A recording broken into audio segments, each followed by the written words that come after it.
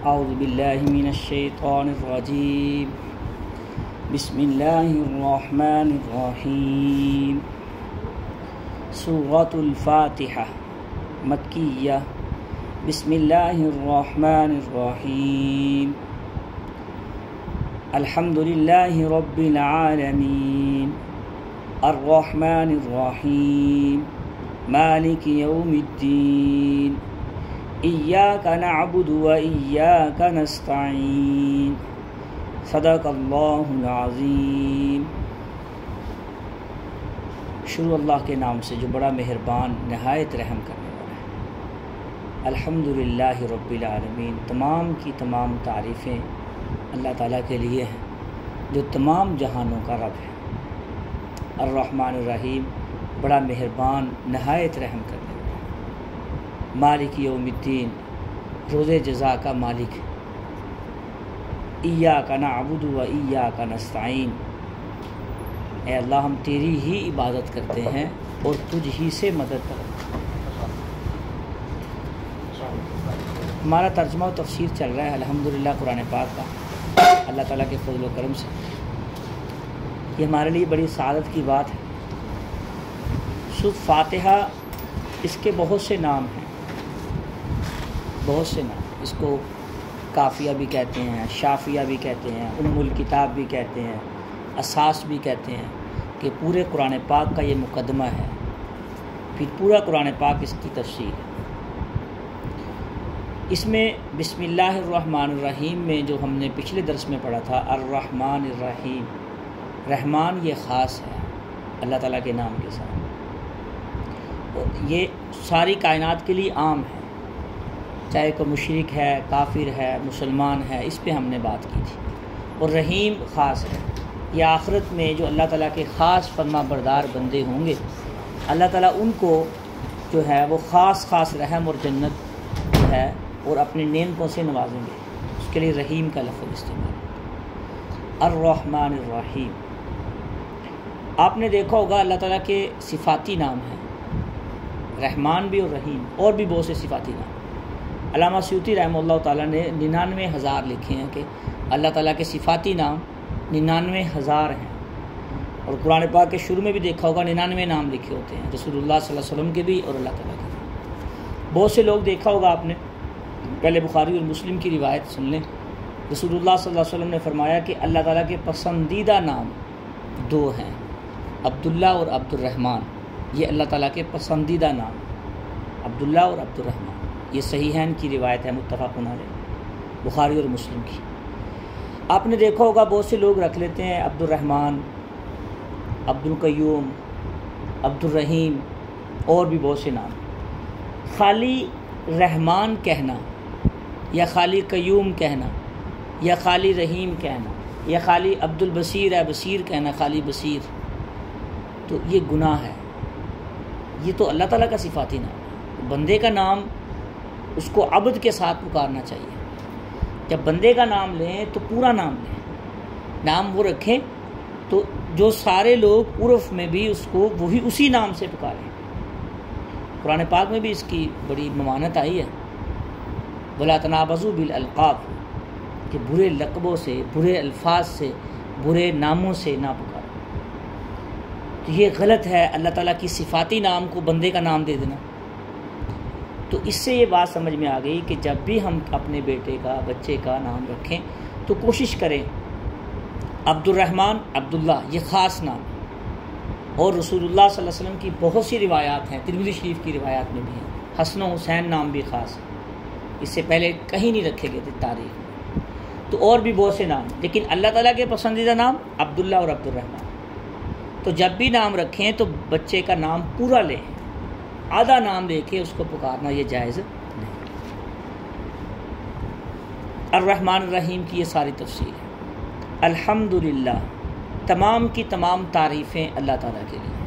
الحمد میں لام استغراق کا ہے کہ جتنی بھی تعریفیں ہیں یہ ساری کی ساری، اس میں تعریفات میں جو آپ جہان دیکھ رہے ہیں اس میں بھی، اور جو ہم سے پوشیدہ چیزیں ہیں اس میں بھی، جو ہمیں نظر آ رہی ہیں اس میں بھی، جو ہمیں سمجھ آتی ہیں اس میں بھی، جو ہماری سمجھ سے باہر ہیں اس میں بھی، یعنی پوری کائنات کی ساری تعریفیں صرف للہ اللہ کی ہیں، اس کے علاوہ کسی کی کوئی تعریف نہیں۔ وہ اس کے علاوہ انسان کی جو تعریف ہوتی ہے وہ وقتی ہوتی ہے، وہ ایک جزوی ہوتی ہے، وہ ایک خاص قسم کی ہوتی ہے، دائمی نہیں ہوتی۔ تو اللہ تعالیٰ کی جو تعریف ہے الحمد، یہ دائمی ہے، ہمیشہ سے ہے۔ یہ فرق ہے انسان کی اور رب کی تعریف کا۔ تو اللہ تعالیٰ کی جو تعریفیں ہیں، تمام کی تمام تعریفیں ہمیشہ سے ہیں، ہمیشہ رہیں گی، اور ہمیشہ سے یہ نظام ہے اللہ تعالیٰ کا جو بنایا ہوا ہے۔ للہ، یہ اللہ تعالیٰ کا ذاتی نام ہے۔ کچھ صفاتی نام ہوتے ہیں، کچھ ذاتی نام بھی ہوتے ہیں بھائی۔ یہ اللہ تعالیٰ کی ذات ہے، لفظ اللہ جس کو ہم پکارتے ہیں اللہ، یہ ایک اللہ تعالیٰ کا ذاتی نام ہے، اور باقی سارے نام اللہ تعالیٰ کے صفاتی ہیں، رحمان ہے، رحیم ہے، کریم ہے، اور بھی بہت سے جیسے میں نے بتلایا صفاتی نام۔ رب العالمین، یہ رب جو ہوتا ہے یہ اس کا معنی ہوتا ہے ربا یربی، تربیت کرنا، پالنا، پرورش کرنا، اس کے سارے معنی آتے ہیں، بہت سے معنی اس کے آتے ہیں۔ تو ہمیں چونکہ پیدا کرنے والی ذات ہی بھی وہی ہے، وَلَقَدْ خَلَقْنَا الْإِنسَانَ مِنْ صَلْصَالٍ، دیکھا نہیں آپ نے، ایک بنجر مٹی جیسے ایک چھپڑی ہوتی ہے، اس میں پانی کھڑا ہو تو اس کے اوپر ایک پاپڑیاں سے نکل آتی ہیں، جب پانی کھڑا خشک ہو جائے۔ آپ میں سے جو دیہات کے رہنے والے یا رہے ہیں کسی دور میں، یہ بات کو بخوبی سمجھ لیں۔ سلسال کہتے ہیں بجنے والی مٹی، کھٹکھٹانے والی۔ ایک چھپڑی میں پانی ہو، وہ خشک ہو جائے، اوپر پاپڑیاں سے نکل آتی ہیں، وہ بجتی ہیں آپس میں۔ تو اس مٹی سے اللہ تعالیٰ نے، دیکھیں کیسے اللہ تعالیٰ نے ایک نقش و نگار کیا، ماں کے رحم سے، ماں باپ کی پشت سے ماں کے رحم میں ایک نقش و نگاری کی، ایک پیدا کیا، ایک نطفے سے بنایا، پھر اس کے اوپر اللہ تعالیٰ نے رنگ روپ چڑھائے۔ قرآن پاک میں اور بھی اس کی کافی جگہوں پہ تفصیلات موجود ہیں۔ یا ایھا الناس انا خلقناکم، تو حج کے شروع میں یا ایھا الناس انا خلقناکم من تراب ثم من نطفہ ثم من علقہ ثم من مضغہ مخلقۃ غیر مخلقہ، اے بندے تو سمجھتا نہیں ہے، میں نے تجھے مٹی سے پیدا کیا ہے، ثم من نطفہ، پھر تجھے 40 دن تجھے میں نے خون کا لوتھڑا بنا دیا، اگلے 40 دن تجھے پھر میں نے گوشت کا لوتھڑا بنا دیا خون کے قطرے سے، پھر اس کے بعد میں نے ہڈیاں چڑھا دی، 4 مہینے پورے مخلقۃ غیر مخلقہ۔ فرشتے پوچھتے ہیں کہ یا اللہ اس کے اندر روح ڈالیں نہ ڈالیں؟ تو رسول اللہ صلی اللہ علیہ وسلم نے فرمایا کہ اس کے متعلق 4 چیزیں لکھ دیں، پھر اس کی روح ڈالیں، اس کی زندگی لکھ دیں، اعمال لکھ دیں، رزق لکھ دیں، موت لکھ دیں، یہ 4 چیزیں اس سے متعلق لکھ دیں، جہاں مرضی بھاگ لے، حلال کمائے، راستے میں نے دونوں دے دینے دنیا میں اس کو، حرام کمائے حلال کمائے، دونوں راستے، اچھے کام کرے برے کام کرے، دونوں راستے اس کے سامنے، اختیارات بھی دے دوں گا میں اسے، سوئے نماز پڑھے مرضی ہے اس کی، اچھے کام کرے برے کام کرے۔ لیکن قرآن پاک میں ساتھ ہی فرما دی وما یستوی الاعمی والبصیر والذین آمنوا وعملوا الصالحات ولا المسیح قلیلا ما تذکرون، بڑے کم لوگ سمجھتے ہیں، جیسے آنکھ والا اور نابینا برابر نہیں ہو سکتے، ولا الظلمات ولا النور، جیسے روشنی اور اندھیرا برابر نہیں ہو سکتا، ایسے ہی خواہشات پہ چلنے والے اور اپنی خواہشات کو قابو میں رکھ کے اطاعت فرما برداری میں چلنے والے یہ برابر نہیں ہو سکتے۔ ہاں، یہ ایک راستہ ہے۔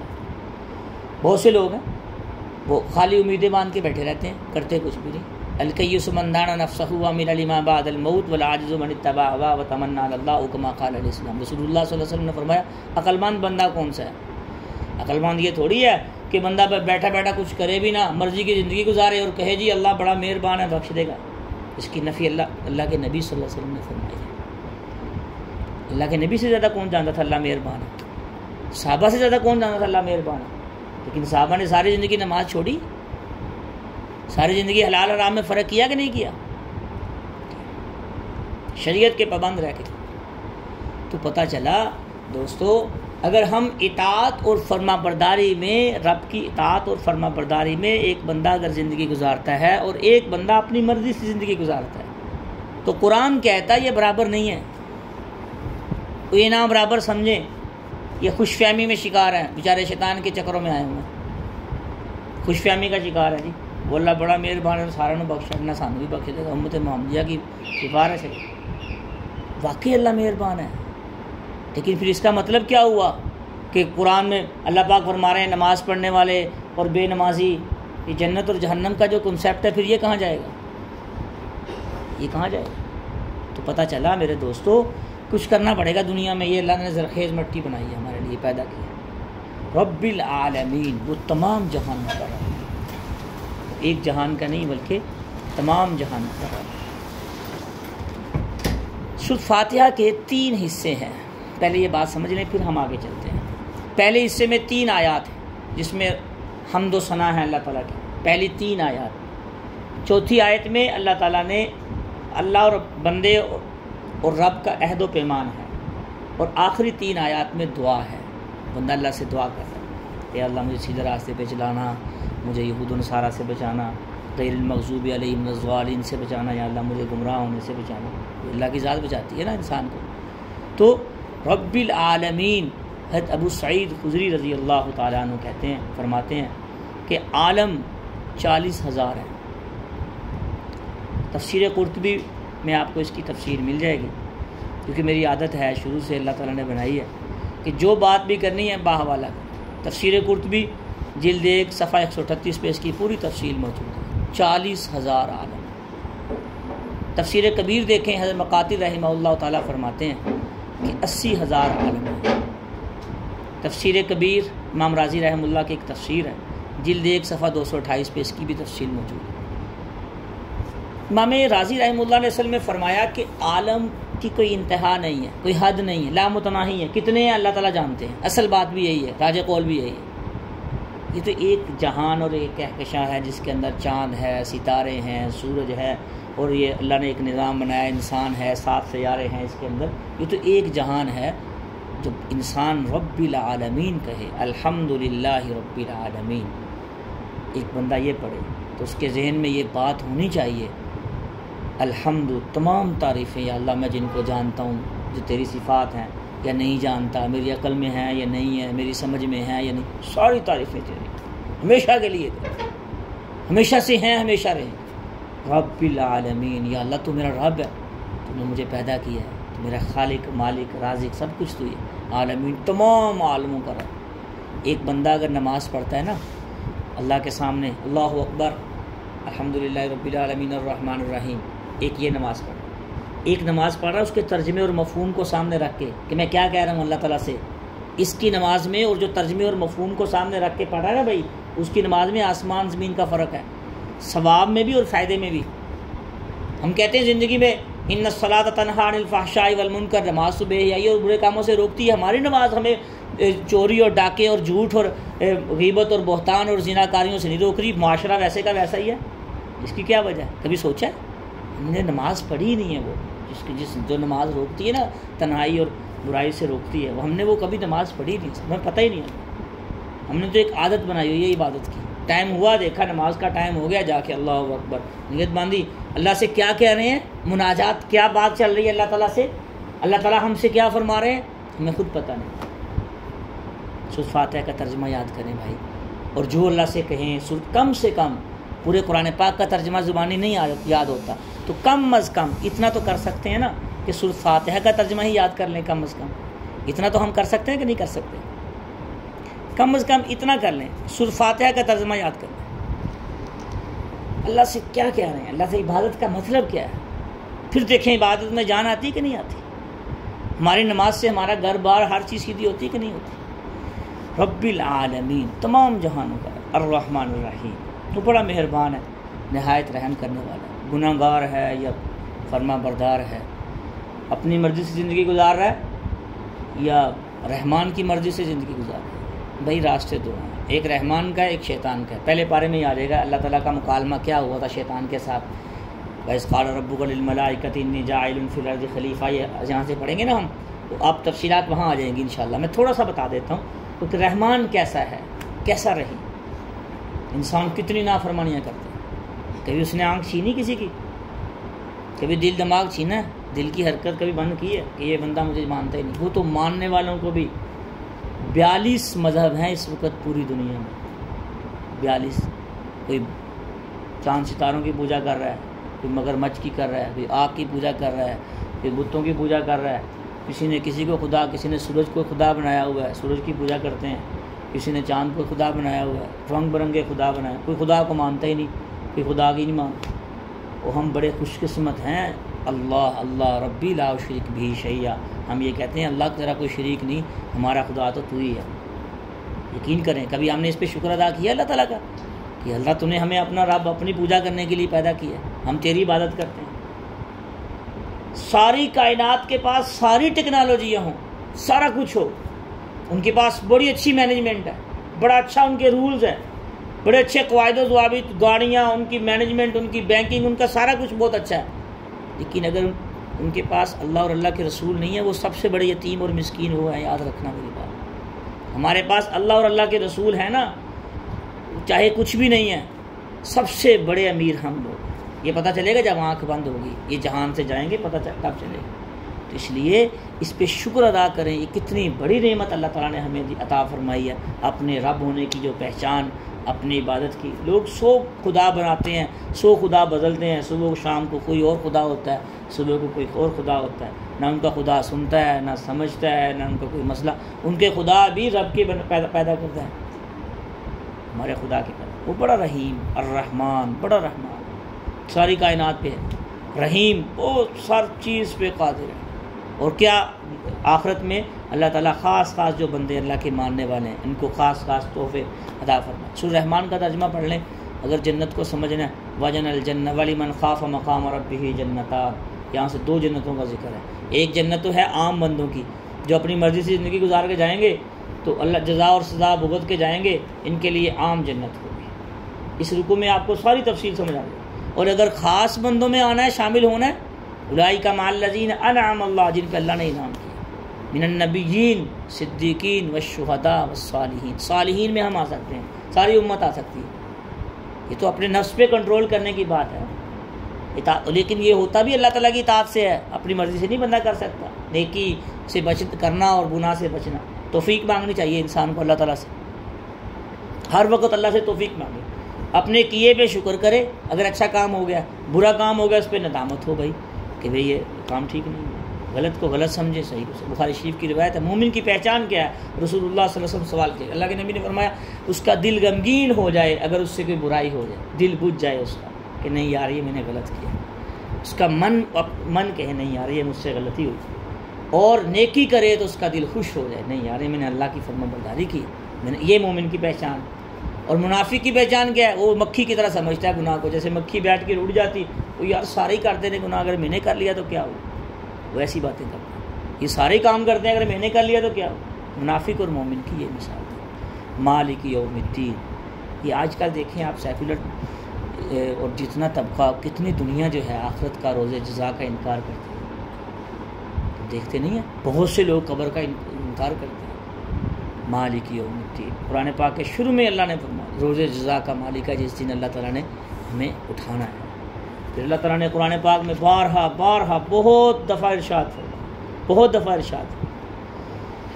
قرآن پاک میں سورہ یاسین دیکھیں آپ، الیوم نختم علی افواہہم وتکلمنا ایدیہم وتشہد ارجلہم بما کانوا یکسبون۔ اللہ پاک فرما رہے ہیں کہ وہ دن وہ ہوگا کہ جس دن تمہارے ہاتھ بولیں گے، تمہاری زبان بولے گی، اور یہ زبان بند ہوگی، تمہارے ہاتھ پاؤں بولیں گے، ہاتھ بولیں گے جس سے گناہ کیا، وتکلمنا ایدیہم وتشہد ارجلہم، تمہارے پاؤں گواہی دیں گے جو چل کے گناہ کیا۔ سورہ یاسین کا ترجمہ پڑھ لیں، سورہ یاسین میں یہ آیت موجود ہے، آیت نمبر 65 ہے یہ، کہ اللہ پاک فرما رہے ہیں کہ تمہاری ہر چیز گواہی دے گی، جو تم نے کیا ہوگا وہ ہمارا سامنے سارا ہوتا ہے۔ ایک جگہ اللہ پاک فرما رہے ہیں سورۃ المومن کے اندر، آیت نمبر 16 پارہ 26، لمن الملک اليوم للہ الواحد القہار، وہاں تو کوئی کسی کی سفارش نہیں چلے گی۔ دنیا میں تو نکل جاتے ہیں نا سفارشیں کروا کے، تعلقات کی بیس پہ نکل جاتے ہیں، چلو یار ادھر سے نہیں ادھر سے کام بن جائے، ادھر سے نہیں ادھر سے کام۔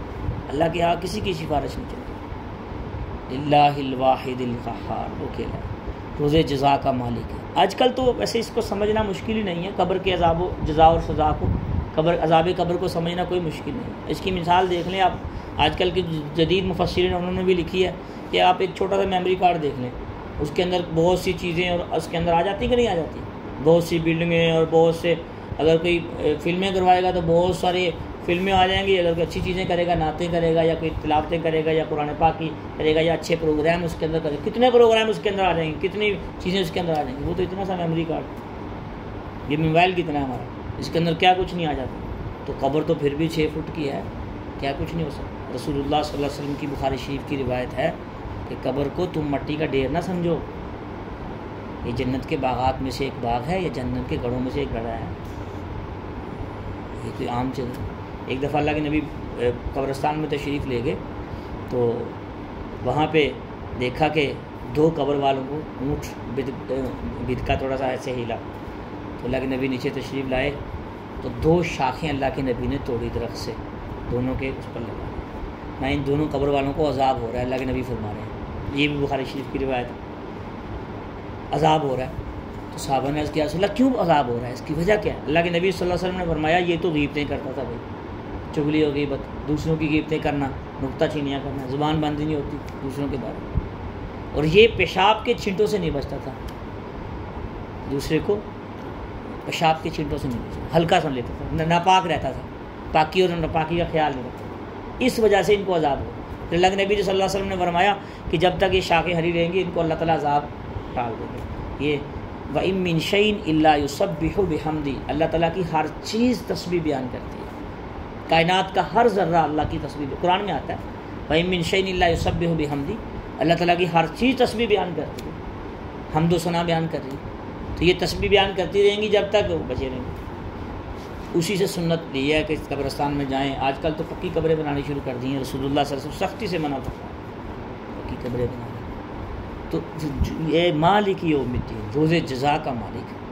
جب انسان قبر میں جائے گا نا تو جاتے ہی اس سے یہ نہیں پوچھا جائے گا کہ تم ڈاکٹر تھا، انجینئر تھا، حافظ تھا، قاری تھا، عالم تھا، مفتی تھا، کیا تھا دنیا میں، تیرا کیا شعبہ اور پیشہ تھا. بالکل ختم ہو جائیں گی ساری باتیں. وہاں تو اندر کا ایمان چلے گا، اندر کا اخلاص چلے گا، اندر کی نیت چلے گی. وہاں تو یہ ہوگا اللہ پاک پوچھے، وہ فرشتے آئیں گے تو پوچھیں گے ہاں بھائی من رب کا، تیرا رب کون ہے. اگر اندر رب ہوگا، رب کی عبادت کی ہوگی اور معبود نہیں بنائے ہوں گے تو اللہ ربی، اللہ میرا رب. من نبیوں کا، تیرے نبی کو. اگر نبی پاک صلی اللہ علیہ وسلم کو ختم نبوت میں آخری نبی مانا ہوگا اور خاتم النبی، نبی پاک صلی اللہ علیہ وسلم کا عشق اور محبت ہوگی. یہاں میں ایک اور بات کر دوں، بعض لوگ صرف عشق کی باتیں کرتے ہیں، عملی زندگی کچھ بھی نہیں، نہ نماز پڑھنی، نبی پاک نے جو فرمایا وہ کرنا نہیں، صرف زبان سے دعوے کرتے رہتے ہیں. تو خالی دعووں سے نہیں، نبی پاک نے عملی زندگی سکھائی ہے بھائی، خالی دعووں سے نہیں کچھ ہوگا. ایک بندہ دعویٰ کرتا رہے، کھانا کھانے میں دعویٰ نہیں کرتے، کھانا اگر کرتے رہیں گے تو بھوک مر جاتی ہے، اس کے لیے کھانا کھانا پڑتا ہے نا. ایک ترتیب اللہ نے بنائی ہے دنیا کی. تو من ربو کا، من نبیو کا، من دینو کا، ہاں بھائی وہاں تو یہ چلے گا دین اسلام. ان الدین عند اللہ الاسلام، اللہ پاک بتا کہ اللہ کے ہاں کون سا دین چلے گا؟ صرف اسلام، اور کوئی مذہب نہیں، کوئی دین نہیں. مالک یوم الدین، اس پہ ایمان لانا، اس پہ ایمان رکھنا یہ فرض ہے. آخرت پہ جزا اور سزا پہ ایمان رکھنا یہ فرض ہے. جیسے اللہ پہ ایمان لانا نا، ایمان مفصل ایمان مجمل پڑھ لیں بھائی، ایمان پکا ہو جائے گا. آمنت باللہ و ملائکتہ و کتبہ و رسلہ والیوم الآخر، یہ والقدر خیرہ و شرہ من اللہ تعالی والبعث بعد الموت. اٹھائے گا بھی اللہ تعالیٰ بعد میں، اللہ پاک اٹھائیں گے. جن بھائیوں نے حج کیا ہے یا عمرہ کیا ہے انہوں نے وہ جگہ دیکھی ہوگی، مقام عرفات دیکھا ہوگا آپ نے. مقام عرفات یہ سارا جہاں پہ میدان حشر لگے گا نا وہ مقام عرفات ہے، جہاں پہ ساری کائنات کے لوگ جمع ہوں گے. رسول اللہ صلی اللہ علیہ وسلم فرمایا کہ 80 صفیں میری امت کی ہوں گی اور 20 صفیں باقی ساری امت کی. وہاں پہ لگے گا میدان حشر، وہاں پہ سارے اکٹھے ہوں گے. پتہ نہیں کتنی راتیں کتنے دن رہ گئے ہیں بھئی ہمارے آخرت کے آنے میں، آخرت کا سفر شروع ہونے میں. کبھی سوچا ہم نے؟ جس نے مالک یوم الدین کو سمجھنا ہو نا وہ 3 کام کر لے، صرف 3 کام کر لے. بیٹھا بیٹھا سوچے کہ میں قبرستان میں چلا جاؤں گا، قبروں میں چلا. آج کل تو بارشیں ہو رہی ہیں تو دیکھا ہوگا آپ نے، مجھے بھی اللہ تعالیٰ نے سعادت بخشی، قبرستان میں گئے پانی کھڑے، قبروں کے نشان مٹ گئے، پانی نکال، ویران جنگلات پڑے ہیں قبرستان. بڑے بڑے عقل مند لوگ قبرستان میں پڑے ہیں، کوئی قبروں پہ جانے والا نہیں. پتہ نہیں کب باری آ جائے، کتنی راتیں ہماری وہاں جانے میں رہ گئی ہیں، کتنے دن وہاں باقی ہیں ہمارے جانے میں. کبھی سوچا ہم نے؟ ایک تو یہ انسان سوچ لے کہ یہاں پہ ہر طرح کے لوگ آئے ہوں گے قبرستان، جوانی میں بھی، بڑھاپے میں بھی، بچپن میں بھی، بیمار بھی، تندرست بھی، بڑے بڑے آ کے وہاں بیٹھے. پوری کائنات کا ایک گھر ہے وہ آخرت کا. وہ خود کچا بنا لیں یا پکا بنا لیں، یہ ہمارے اوپر ڈیپینڈ کرتا ہے. ساری زندگی بچوں کے لیے کمایا، بچے موجیں کر رہے ہیں اور حساب خود دینا پڑ رہا ہے، کما کے وراثت میں ان کے لیے چھوڑ گئے. کبھی یہ بات سوچی ہے ہم نے؟ سوچنی چاہیے. دوسرے نمبر پہ اگر آخرت یاد کرنی ہو تو بہت سے ہاسپٹلوں کا چکر لگائیں. کسی کی آنکھ نہیں ہے، کسی کا دل نہیں چل رہا صحیح، کسی کا دماغ نہیں چل رہا، کسی کا بازو نہیں ہے، کسی کی ٹانگ نہیں، پھر رب یاد آتا ہے یا اللہ تیرا شکر ہے تو نے مجھے تندرستی عطا فرمائی ہے، زندگی مجھے اپنی مرضی کے مطابق زندگی گزارنے کی توفیق بخشی، تیرا شکر میں ادا کرتا ہوں. شکر ایک زبان کا ہوتا ہے بھائی، ایک روح کا ہوتا ہے، انسان کے اندر سے شکر کرے کہ یا اللہ میرا تن من دھن، میرے جسم کے ہر بال تیری گواہی دیتا ہے تیرے شکر. ایک ہے زبان سے شکر کرنا، ایک عمل کر کے شکر کرنا کہ اللہ کا جو حکم آ گیا اس پہ شکر، زبان سے بھی، دل سے بھی، روح سے بھی، ہر طرح سے اللہ کا شکر. یا اللہ میرے ہر خون کا قطرہ تیری گواہی دیتا ہے تو وحدہ لا شریک ہے، تیرا کوئی شریک. ایک قبرستان کا چکر لگانا، دوسرے نمبر پہ ہاسپٹلوں کا چکر لگا کے اللہ کا شکر ادا کر کے آخرت کو سمجھنا. اور تیسرا کبھی کبھی جب ہم جاتے ہیں تو میت ہوتی ہے، دفن پڑا ہوتا ہے انسان، مردہ ہو گیا انسان، اسے کوئی ڈاکٹر نہیں کہے گا، پھر اسے انجینئر نہیں کہے گا، اسے کوئی حافظ صاحب نہیں کہے گا، بس وہ ختم. وہ اللہ کے آخرت کا معاملہ شروع ہو گیا. انسان کی قیامت تو اسی وقت شروع ہو جاتی جب اس کی موت آ جاتی. تو بھائیو دوستو، ہم اپنے بچوں کے لیے، بیوی کے لیے، اپنے وارثوں کے لیے اپنی خود حساب کتاب میں نہ پھنس جائیں. خود اپنے حساب دینا اپنا.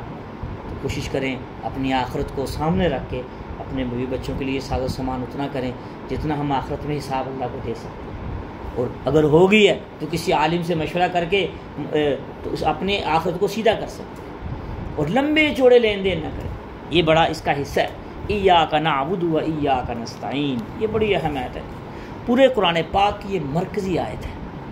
اس کی تفصیل تو بہت زیادہ لکھی ہے مفسرین نے، بہت زیادہ. ایاک نعبد و ایاک نستعین. ہم عبادت کس طرح کی کرتے ہیں؟ کبھی سوچا ہے ہم نے؟ کبھی سوچا ہے بھائی کہ ہم عبادت کس طرح کی کرتے ہیں؟ مسجد میں بہت سے لوگ جاتے ہیں عبادت کرنے. عبادت کے 3 درجے ہیں.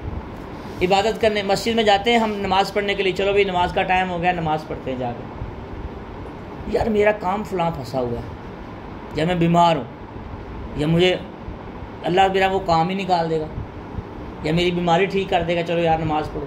یا بچوں کے ایگزام ہوتے ہیں، چلو نماز پڑھنی شروع کر دیتے ہیں. دیکھا نہیں بہت مختلف نیتیں لے کے ہم جاتے ہیں مسجد میں.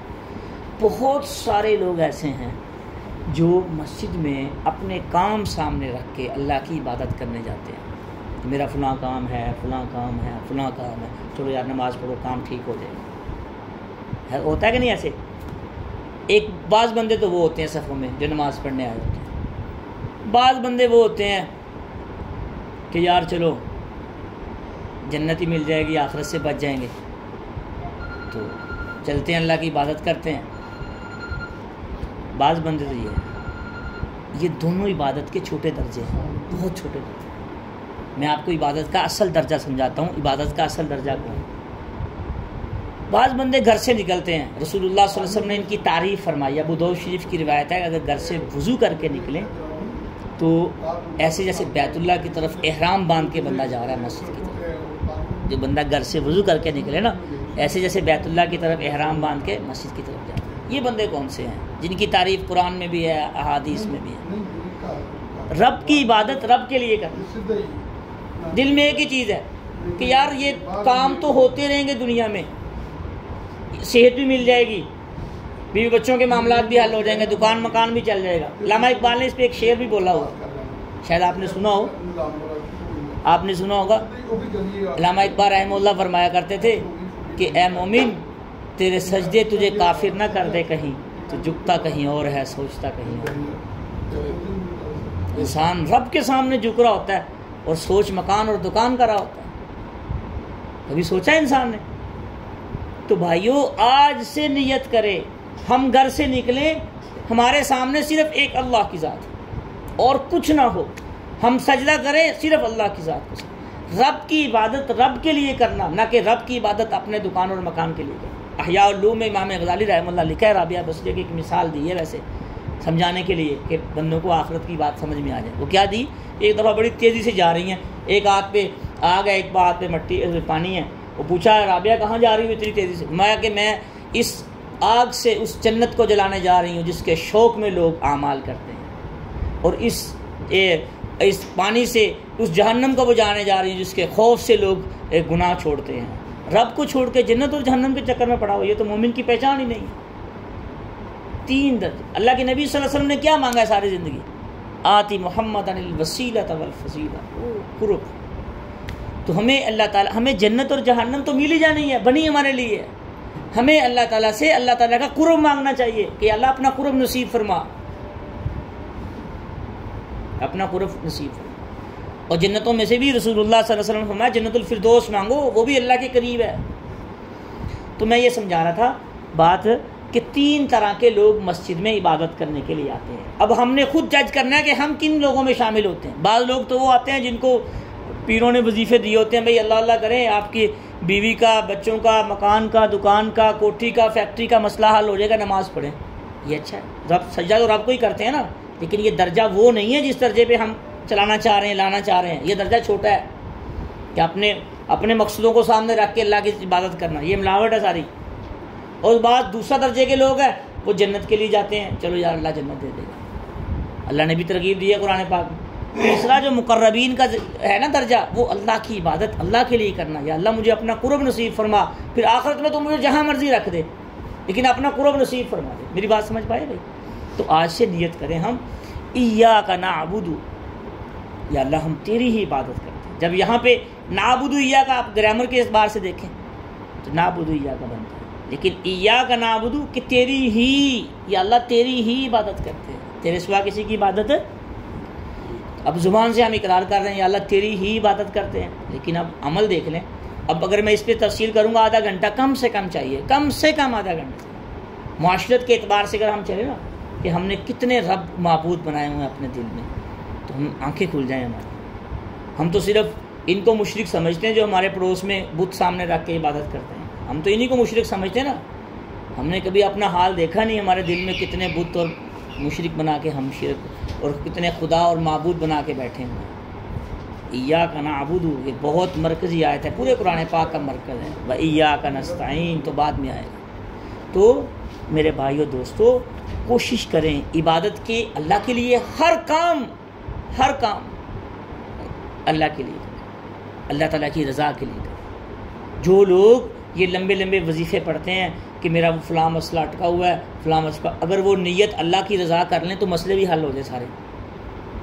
جب تک ہم عبادت اپنے نفس کے لیے کر رہے ہیں، یہ تو نفس کو پالنے والی، یہ بڑی باریک سی بات ہے، ویسے پتہ نہیں سمجھ آئے یا نہ آئے، کہ یہ اپنے نفس کی اور اپنی خواہش کی باتیں ہیں کہ میرا فلاں کام ہو جائے، میں اس لیے عبادت کر رہا ہوں، اللہ اللہ کر رہا ہوں۔ یہ تو اپنے نفس اور اپنے نفس کو پالنے والی باتیں ہیں۔ کیوں ملاوٹ ہوئی اپنے کام کی ملاوٹ کیوں آئی عبادت کے اندر؟ کہ میں اللہ کی عبادت کر رہا ہوں، کام مد نظر کیوں رکھا ہوا بھائی؟ بیوی بچے کیوں رکھے ہوئے سامنے؟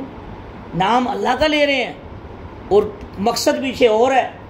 جب رب کا نام، رب کو مقصد بنا کے لیں گے نا، پھر دیکھیں گے کوئی ساری کائنات سیدھی ہو جاتی کہ نہیں ہوتی، سارے کام سیدھے ہو جاتے ہیں کہ نہیں ہوتے۔ اصل میں ڈائریکشن سیدھی کرنی پڑے گی۔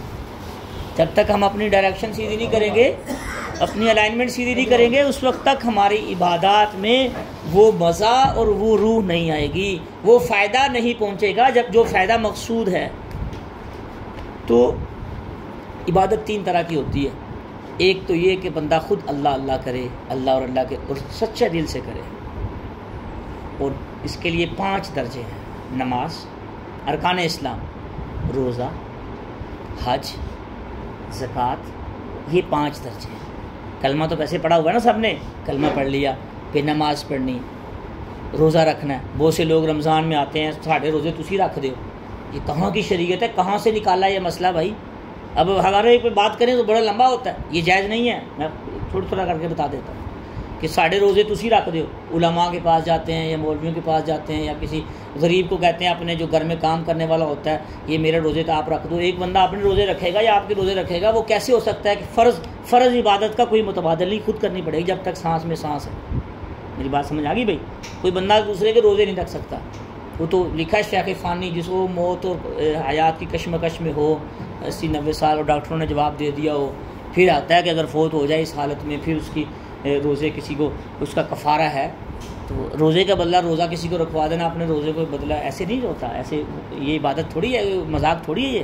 یہ تو رب کا فرض ہے، ایک بہت بڑا ارکان اسلام میں سے روزہ. اگر حج فرض ہو گیا تو رسول اللہ صلی اللہ علیہ وسلم فرمایا او یحودانی او ینصرانی، چاہے یہودیوں کے مرو چاہے نصرانیوں کے مرو، کوئی گارنٹی نہیں. اللہ کے نبی بخاری شریف کی روایت فرمایا کہ حج فرض ہو گیا فوری حج کرو، اپنے ایمان کو مکمل کرو. بہت سے لوگ ہیں زندگی میں حج کی طرف جاتے ہی نہیں بھائی. زکوٰۃ فرض ہوگی ہے تو فوری ادا کرو. ہر ایک کا الگ الگ ٹاپک ہے، الگ الگ لمبے چوڑے مسائل ہیں، اس پہ ہم ڈسکشن کیا کریں گے انشاءاللہ تعالی. ایک تو یہ ہے اپنی عبادت کرنا، کلمہ، نماز، روزہ، حج، زکوٰۃ، ہر بندہ اپنی عبادت. دوسرا عبادت کا درجہ یہ ہے کہ دوسروں کی بھی فکر کرنا. قرآن پاک میں اس کی بڑی اہمیت ہے. اپنی عبادت تو کر رہے ہیں، دوسروں کو بھی کہنا یار تم بھی نماز پڑھو، تم بھی نماز پڑھو. رسول اللہ صلی اللہ علیہ وسلم نے فرمایا اگر بچہ تمہارا 7 سال کا ہو جائے، ابو داؤد شریف کی روایت ہے، تو اس کو نماز کے لیے لے کے جاؤ. 10 سال کا ہو جائے تو مار کے اس کو نماز کے لیے لے کے آؤ، سزا دے کے اس کو نماز کے لیے. بچے کی فکر کرنا، پڑوسیوں کی فکر کرنا، بھائیوں کی فکر کرنا. اگر مالک ہے تو اپنے ملازموں کی فکر کرے. قرآن پاک میں آتا ہے وَمَا كَانَ الْمُؤْمِنُونَ لِيَنْفِرُوا كَافَّةً فَلَوْلَا نَفَرَ مِنْ كُلِّ فِرْقَةٍ مِّنْهُمْ طَائِفَةٌ لِيَتَفَقَّهُوا فِي الدِّينِ. دین کو سیکھنے سکھانے والی ایک جماعت اللہ پاک ہمارے مستقل ہونی چاہیے. سورۃ توبہ آیت نمبر 122 پہ اس کی پوری تفصیل موجود ہے. اور اسی طرح اللہ پاک فرما رہے ہیں کنتم خیر امہ اخرجت للناس تأمرون بالمعروف وتنہون عن المنکر. سورہ آل عمران 110 نمبر آیت پہ آپ اس کی تفصیل دیکھیں کہ امت کی بھلائی کس میں ہے. ایک دوسرے کو کہنا، ایک دوسرے کی فکر کرنا، ایک دوسرے کی خیر خواہی کرنا. کبھی ہم نے اپنی دعاؤں میں پوری امت کو شامل کیا ہے؟ کبھی ہم نے دعاؤں میں اپنے بہن بھائی کو شامل کیا؟ عادت بنا دیں یا اللہ پوری امت کے حال پہ رحم فرما. اللہم اغفر للمؤمنین والمؤمنات والمسلمین والمسلمات اللہم ارحم امت محمد صلی اللہ علیہ وسلم.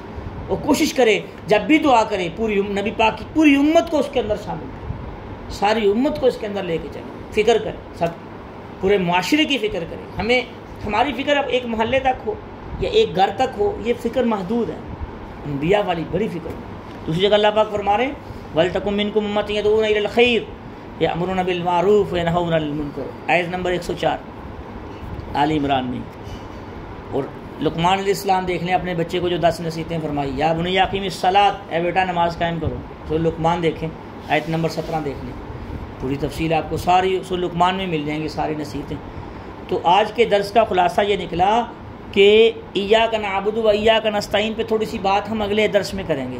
ہم نے ٹائم کو سامنے رکھ کے چلنا ہے انشاءاللہ تعالیٰ، اور کوشش کریں گے قرآن پاک کا درس تفصیل سے تسلی سے. ہم یہ نہیں کہ ترجمہ کرتے جائیں آگے چلتے جائیں، فائدہ نہیں ہوگا اس کا. مجھے اپنی تسلی نہیں ہوگی. اب اتنی دور سے بندہ آئے 50 60 70 کلومیٹر سفر کر کے، پھر اگر تھوڑا تھوڑا ترجمہ ہو اوپر سے، پھر مزہ نہیں آئے گا، فائدہ نہیں ہوگا. مزہ بھی نہیں آئے گا، مزہ فائدہ ہونے میں ہوتا ہے. بس اس میں مین چیز یہ اللہ ہمیں اخلاص نصیب ہے. اللہ ہمارا بولنا یہ ساری باتیں قبول فرما لے. ان میں سے کوئی ایک بات قبول ہو گئی، ان سب میں سے کسی ایک کی نیت قبول ہو گئی تو ہم سب کی قبولیت ہو جائے گی انشاءاللہ. اور میں یقین رکھتا ہوں اللہ تعالیٰ سے کہ انشاءاللہ ہم سب کے اللہ تعالیٰ یہ ساری فکر اور کوشش اللہ پاک ضرور قبول فرمائیں گے. جو کچھ کہا سنا ہے اللہ تعالیٰ اس پہ عمل کرنے کی، اس کے مطابق اپنی زندگی بسر کرنے کی توفیق عطا فرمائے. وآخر دعوانا الحمدللہ رب العالمین.